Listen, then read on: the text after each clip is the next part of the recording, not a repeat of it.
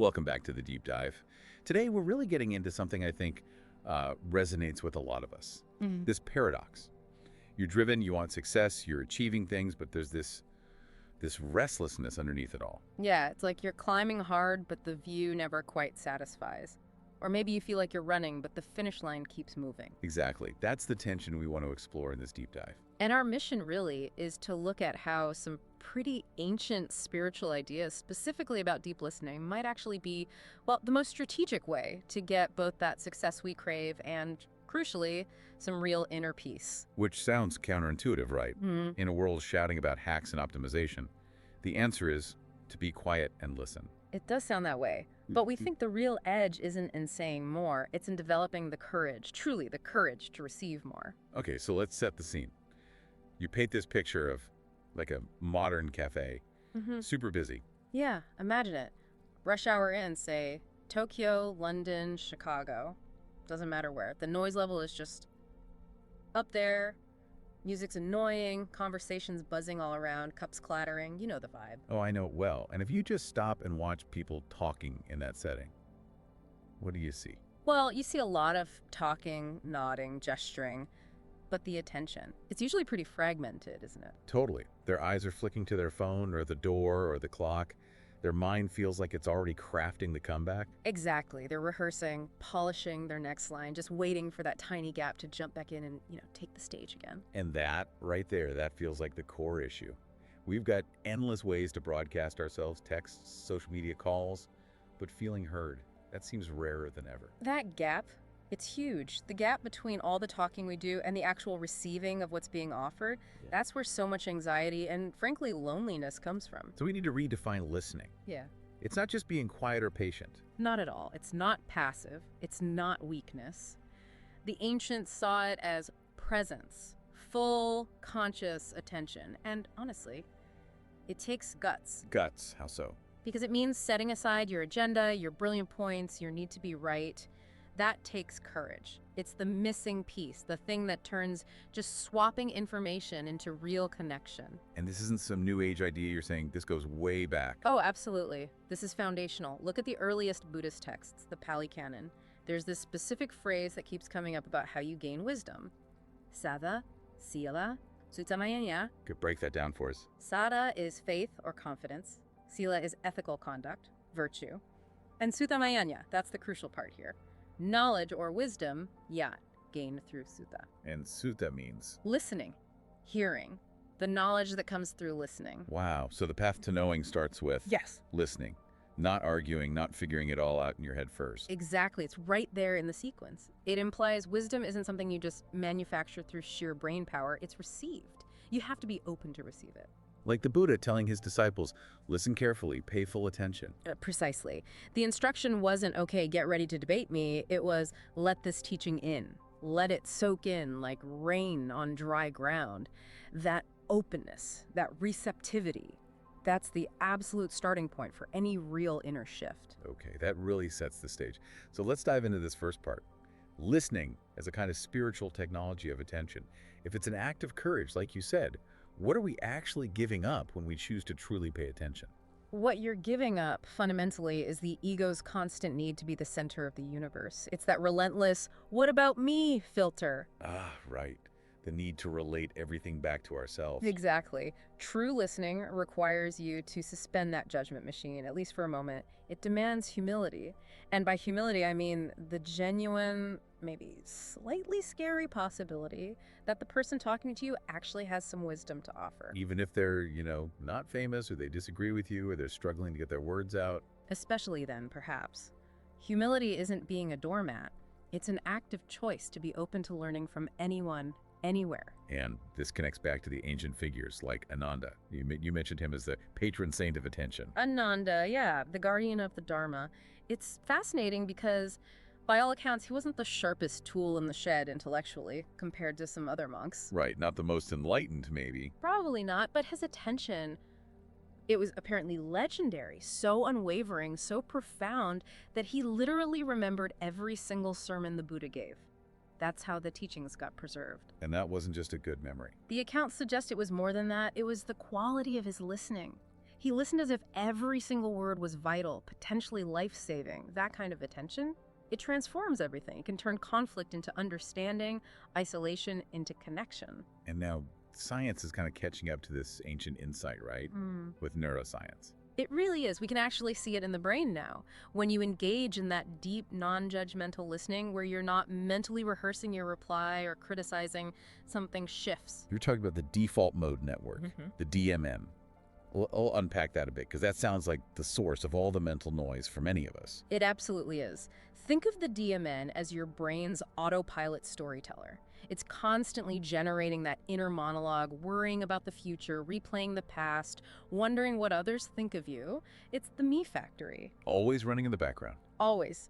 And when it's highly active during a conversation, you're basically trapped in your own movie, interpreting everything through your own needs and anxieties. Okay, so deep listening helps quiet that down. That's what the science suggests. The DMN activity decreases, the me filter gets dialed back. And what happens then in that quieter space? Well, you stop seeing the other person primarily as, say, an obstacle to get around or a tool to get what you want. The mental static clears.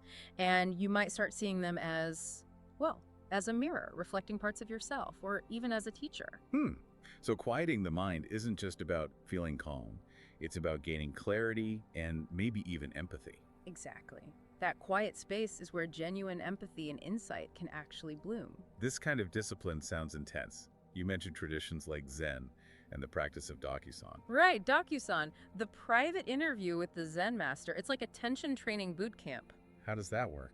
Well, a student might sit for a long time, maybe in total silence, or maybe they receive one of those baffling riddles like, what is the sound of one hand clapping? The kind that short-circuits your logical mind. Precisely. The point isn't really to solve the riddle in the usual sense. The whole process, the silence, the kosan, the intensity of the master's presence, it's designed to help dissolve the boundaries. Dissolve the boundary Between the listener and the speaker. Between self and other.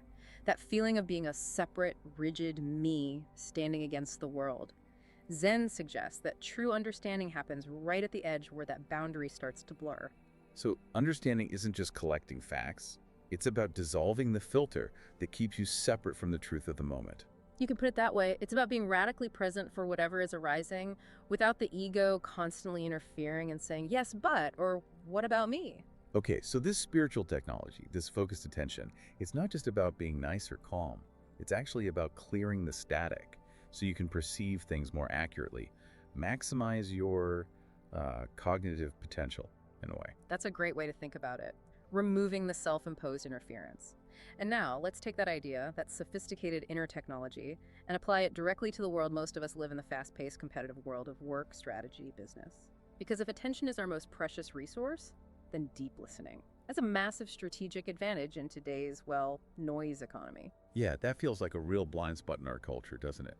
We value speaking up, being persuasive, having the quick answer. We train people to pitch and present. Millions spent on presentation skills, voice coaching. Right, but how much training do we get in just holding space? In truly receiving what someone else is saying, we reward the loudest voice, the quickest retort. And that often leads to decisions made in an echo chamber. You're just hearing your own assumptions bounced back at you. Which is incredibly costly in the long run. Broken trust, failed projects, burnout. Huge costs. But there are signs things are shifting, especially at the top. Look at Satya Nadella at Microsoft. That transformation is a powerful example. Yeah, that's a fascinating case study because it wasn't just about making people feel good. It had bottom line results, major results. Absolutely massive. He took over a company that was huge, successful historically, but kind of stuck, culturally rigid, maybe even arrogant. And one of his core principles for turning things around was remarkably simple: listen with empathy. He essentially made deep listening a core part of the culture, right? From the top down. He did. And the question everyone asks is the one you're probably thinking. How does listening with empathy lead to, tripling the company's market value? Where's the hard connection? Exactly. That's the question our ambitious listener is asking. Show me the mechanism. Okay, the mechanism, as the sources suggest, is largely about decision quality. Nadella used really listening to engineers, to the market, even to internal critics to grasp where the future was heading, specifically towards cloud computing, Azure. So it wasn't about him imposing his vision. Less imposing, more receiving. The company was kind of bogged down in internal politics, legacy thinking, the failure of Windows Phone. By genuinely listening, he could cut through that noise, the corporate DMN you could call it, and see the real opportunity, the one others were perhaps too afraid or too siloed to voice effectively. So empathy allowed for better data gathering, essentially. Hearing the uncomfortable truths, the unspoken needs. Precisely. It allowed them to tap into the collective intelligence, both internal and external. It moves listening from a soft skill into an essential tool for innovation, for resilience, for actually seeing reality clearly enough to make good strategic bets. Okay, that makes sense strategically. Yeah. And let's connect back to the brain. We talked about quieting the DMN. What happens cognitively when that static clears? You mentioned open monitoring. Yeah, open monitoring, it's a different mode of attention. Our usual state is often focused attention, narrowing in on a specific task, solving a problem, preparing that rebuttal we talked about. Right, like zooming in. Open monitoring is more like zooming out. You drop that constant internal commentary that how does this affect me, filter, you're just open, Right. receptive. Like closing all the background apps on your computer so the main one runs smoothly. That's a perfect analogy. And in that state, you stop just hearing the words, the surface data. You start picking up the nuances, the tone of voice, the micro-expressions, the body language, the emotional subtext, the whole picture. You sense things others miss because they're too busy planning their next move. Exactly. You start noticing patterns, unspoken needs, the things between the lines, things that people trapped in their own rehearsal loop just don't perceive. Okay, but here's the rub for a lot of ambitious people, I think. This sounds nice, they might say, but in a fast-paced negotiation or a meeting where things are flying, if I pause, if I go into open monitoring, won't I lose my edge? Won't I seem slow or weak? That's the core tension, isn't it? The perceived conflict between speed and presence. And the answer, really, is that the obsession with speed is often an illusion created by the ego. An illusion, how so? Because the real advantage isn't just speed, it's accuracy and resilience. Who wins in the long run? Not always the fastest talker. Often it's the person who accurately reads the room, builds genuine trust, and understands the deeper dynamics while you're busy crafting a witty comeback. The deep listener might have already understood the other person's real concern or spotted their hidden agenda. Exactly. That single accurate insight gained from really listening can save you weeks, months of wasted effort going down the wrong path. But it requires letting go of control. Admitting, okay, maybe I don't have the answer right this second. And that's where the ego puts up a huge fight. Our culture often equates certainty with strength. Pausing, admitting uncertainty, just listening. It can feel vulnerable, even dangerous. But the spiritual traditions flip that script, don't they? They suggest real strength lies in something else. They do. Real strength, particularly in traditions like Buddhism, lies in non-attachment. Even non-attachment to your own brilliant ideas and rock-solid opinion. Because they're not actually that solid. Well, think about it. Everything changes. Our arguments, our positions, they're conditioned, temporary. The Diamond Sutra has that powerful line. All conditioned things are like a dream, a phantom, a bubble, a shadow, like dew or a flash of lightning. Wow, like a flash of lightning. So why cling so tightly? Exactly. If our airtight arguments are just momentary flashes, maybe the real wisdom is in letting them pass, creating space to see the whole, complex, unfolding reality of the situation, rather than just our reaction to it. This is deep stuff. But okay, for the listener thinking, all right, I'm convinced, or at least intrigued, but how do I actually do this in my crazy busy life? We need practical tools. You said listening is a muscle. How do we train it? Right. We need concrete practices, actionable things that help shift from that default performance mode into presence mode. Okay, practice number 1, you called it the one breath doorway. This sounds immediately usable. It is, and it targets that exact moment of tension when someone finishes speaking and you're itching to jump in. The instruction is incredibly simple.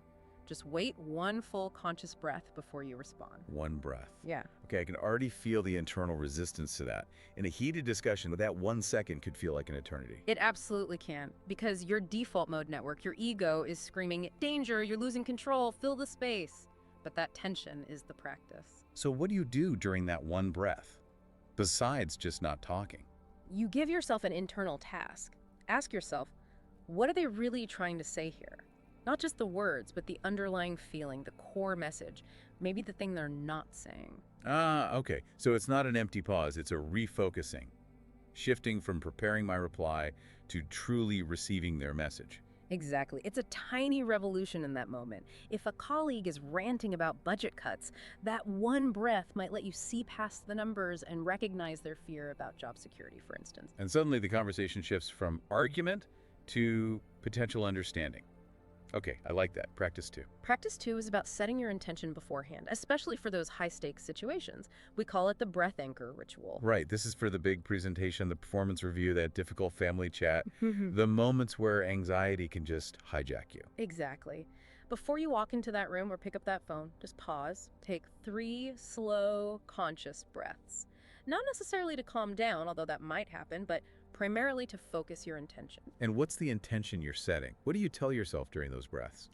You silently set your frame. Whisper it internally. My only job right now is to receive. Not to fix, not to impress, just to receive. Just to receive. That little ritual, done consistently, acts like an anchor. It grounds you in presence, pulling you back from the mind's tendency to spin out into worst-case scenarios or defensive postures. It gives you back a sense of agency over your own attention. I could see how that would create a different starting point for the interaction. Yeah. Okay, practice 3 involves something called Tonglen from Tibetan Buddhism. Yes, an adaptation of Tonglen. And we need to approach this one carefully with respect for its origins. Traditionally, Tonglen is a pretty advanced meditation. Right. What does it involve? In its full form, the practitioner visualizes breathing in the suffering, the pain, the fear of others. Wow, that sounds intense. It is. And then breathing out relief, calm, compassion, sending goodness towards them. It requires real equanimity. So how do we adapt that for, say, a tense meeting without trivializing it or getting overwhelmed? We adapt it by focusing on acknowledgement. As the other person is speaking, especially if they're expressing something difficult, frustration, fear, disappointment, you can subtly, internally imagine breathing in the reality of their emotional experience. Not to take it on yourself. No, not to carry their burden or feel responsible for fixing it. You're breathing it in simply to fully acknowledge it, to recognize, this is their reality right now. This is difficult for them. You're validating their experience within yourself. Creating a space for it without judgment. Exactly. And then as you breathe out, you imagine sending out spaciousness, calm, understanding. You're essentially offering the gift of your steady, non-reactive presence. It helps you stay centered and connected even when difficult emotions are swirling. That's a powerful internal practice, turning potential conflict into a space for connection. Now, you also mentioned applying this listening inward, particularly around money. That seems like a jump. It might seem like one, but it's crucial, especially for ambitious people. We often treat money as just numbers on a spreadsheet, an external game to win. Right. Strategy, tactics, investments. But our relationship with money, our feelings about it, our behaviors around it, that's a direct reflection of our inner life. Our fears, our values, our sense of security. So listen to your money means listen to your feelings about money. Yes. Think about financial anxiety. Why do we avoid looking at bank statements sometimes? It's fear, right? We react. We panic sell, or maybe we impulse buy to feel better. Exactly. We react out of fear, not clarity. The inner listener approach asks you to sit with your financial reality. The numbers, yes, but also the feelings they trigger without immediate judgment or self-blame. Okay, so instead of reacting to the fear, you listen for the information the fear might contain. Precisely. What is your spending actually telling you about your real values compared to the ones you say you have? What deep-seated beliefs about safety or scarcity are driving your anxiety about the future? When you listen like that, with that kind of compassionate attention you'd give a friend, the decisions you make start to come from a place of clarity, alignment, and genuine long-term well-being, not just knee-jerk reactions to fear or greed. It's about cultivating financial sovereignty that starts from the inside out. Okay, so we've journeyed from ancient wisdom to brain science to practical tools. Now we arrive at this core idea, this convergence, the realization that maybe true success isn't really achieved in the way we think. Maybe it's received. Exactly. And this means dismantling that very common, very damaging split we create in our minds. The idea that success is all external hustle and spirituality is some kind of, optional add-on for when you burn out. Like a spa day for the soul after you've already run yourself ragged. Right.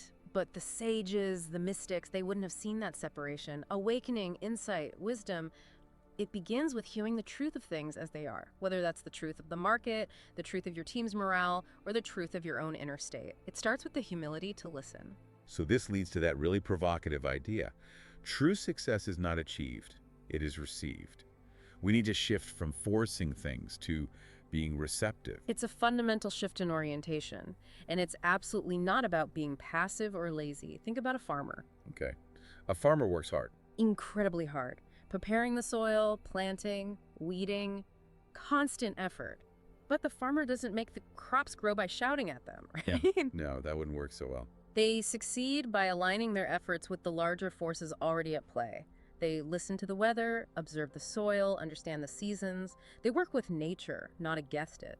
Success comes from that deep listening, that stillness, that receptivity to what is. So the biggest breakthroughs often come not from brute force, but from that quiet space where you can finally perceive the subtle currents. That's often where true innovation emerges, yes. In science, art, business, anywhere really, it comes from aligning with reality, not just trying to bend it to your will. This makes me think of the lotus flower symbol you mentioned. The lotus. It's such a perfect metaphor for this. It grows in the mud, right? In the muck and chaos at the bottom of the pond. But it blooms clean and beautiful above the water. Exactly. It doesn't reject the mud, it uses the mud. It draws nourishment from it. That's the model. Don't try to escape the messy reality of the world, the marketplace. Engage with it fully. But lead, create, thrive from that place of inner stillness, that grounded presence that comes from listening deeply, be in the world, but not entirely of it, in the sense of being constantly reactive. And this principle of listening, of presence, it has maybe the highest stakes in our closest relationships, doesn't it? That's where the pain of not being heard can be deepest. Absolutely. You brought up the work of John Gottman, the psychologist who studied couples for decades. Right. His findings on what predicts divorce are pretty stark. They really are. The single biggest predictor wasn't how much couples argued, it was the presence of contempt, that feeling of superiority, of dismissing the other person. And contempt flourishes, Gottman found, when people feel chronically unheard, unseen, invalidated. When listening breaks down, connection breaks down. Fundamentally. But the antidote, as someone like Thich Nhat Hanh taught, is compassionate listening. When you listen purely to understand, to allow the other person's suffering or joy or reality to simply be in your presence without needing to fix it or argue with it, You create safety. you create profound safety. You create the space where both people can actually show up authentically. Thich Nhat Hanh even said that when you listen like that, you help the other person suffer less, and you create the conditions for both of you to touch enlightenment, to become the Buddha in that moment. Wow. That connects listening directly to spiritual potential. Yeah. And this leads to that final paradox, the idea of interdependence, anatta, or non-self. Yes, the ultimate payoff, in a way. It's paradoxical because we think listening is about focusing on the other person. But when you truly succeed in setting aside your own story, your own agenda, your ego's defenses to fully enter the world of another, You actually touch something universal. you touch the truth that the boundary between you and me isn't as solid as we think. You experience, even fleetingly, that shared field of consciousness, of being. In dissolving the self for a moment to truly receive the other, you paradoxically awaken yourself. So the deepest way to influence the world, or even just your own life, Isn't necessarily to make sure you are heard, but to commit to making others feel deeply heard. That act of profound acknowledgement builds trust, it heals, it empowers. It's the foundation for real change, whether it's in a family, a company, or society. Liberation, connection. It starts when we're willing to truly listen. okay, what a journey. We've gone from that noisy cafe through ancient practices, brain science, corporate turnarounds, and landed here at this idea that success is received through presence. There's one core takeaway, it feels like it's this. Attention is unbelievably valuable, maybe our most valuable resource. It truly is the rarest currency in a world saturated with noise and distraction. Which means we probably need to rethink how we measure success, right? Mhm. Maybe it's not about having the most followers or being the fastest. Maybe the future belongs to the deep listeners. Maybe success is better measured by the depth of our connections, the quality of our presence, rather than just speed or volume. So the invitation to you, listening right now, is to experiment with this today. In your next conversation, try listening as if the person speaking holds a vital piece of information just for you. Because honestly, They might. or before your next big decision, pause. Really pause and ask, what is the reality of this situation trying to tell me right now before I jump in and try to control it? And that brings us to the final question we want to leave you with, a really powerful one that sort of sums up this whole deep dive. What would your life look like if you stopped trying so hard to be understood and instead started focusing every ounce of your presence on practicing understanding. Think about that. What would shift? The world doesn't really need more noise, more shouting into the echo chamber. What it desperately needs, perhaps, is more ears willing to hear the wisdom hidden in the ordinary, more minds humble enough to receive insight from unexpected places. That willingness to listen, that's where the answers, the real answers, begin.